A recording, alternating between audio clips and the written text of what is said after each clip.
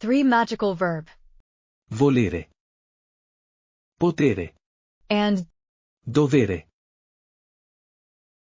are the most important and most used verbs in the Italian language. If you know how to use them correctly, you can speak Italian easily. So let's start without wasting time. Before we learn to use them correctly, let's conjugate them together. Volere. To want, to wish. Io voglio. Tu vuoi. Lui, lei vuole. Noi vogliamo. Voi volete.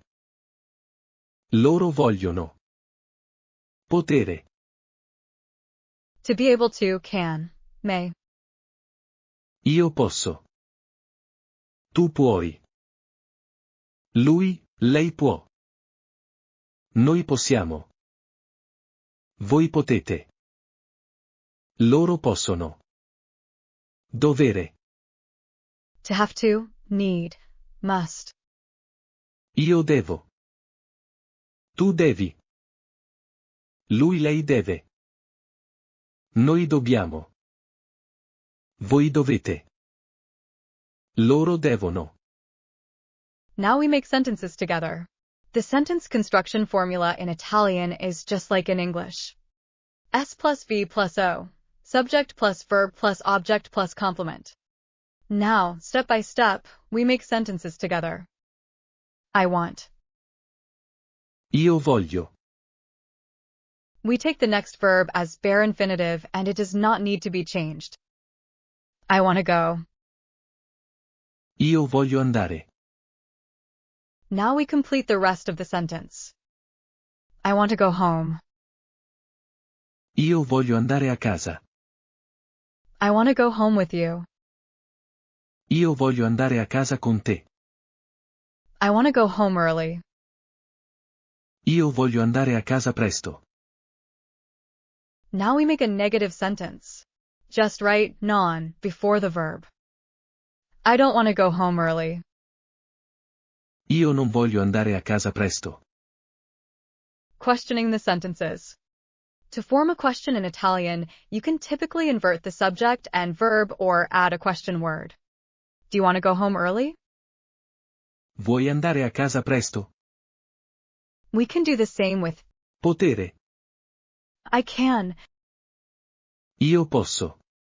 Remember, since the verb is conjugated in Italian, there is no need to use a subject pronoun along with it, and by removing the pronoun, our speaking becomes much more natural and native, so we can say, Posso. I can go. Posso andare. I can go home. Posso andare a casa. I can go home with you. Posso andare a casa con te. I can go home early. Posso andare a casa presto. Negation, I can't go home early. Non posso andare a casa presto. Questioning. Can you go home early? Puoi andare a casa presto? And now you come to the third verb. Dovere. I have to. Devo. I have to go. Devo andare. I have to go home. Devo andare a casa. I have to go home with you. Devo andare a casa con te. I have to go home early. Devo andare a casa presto. Negation.